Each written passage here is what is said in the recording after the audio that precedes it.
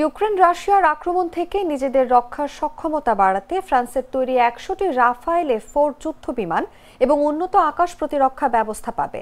প্যারিসে ফরাসি প্রেসিডেন্ট ম্যাক্রোর সঙ্গে সম্মতিপত্রে স্বাক্ষর করার পর এই পদক্ষেপকে ঐতিহাসিক হিসেবে স্বাগত জানিয়েছেন ইউক্রেনের প্রেসিডেন্ট জেলেনস্কি।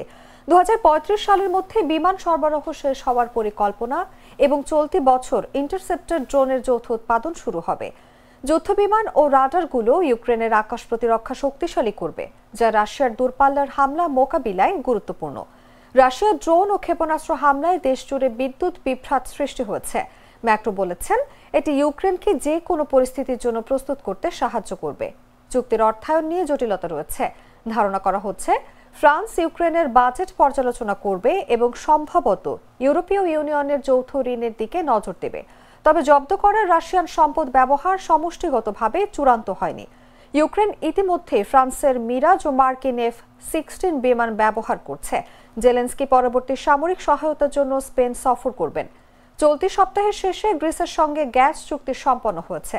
২০২২ সালের ফেব্রুয়ারিতে রাশিয়া আক্রমণ শুরু করলেও ইউক্রেন এখনও আঞ্চলিকভাবে প্রতিরোধ গড়ে তুলেছে।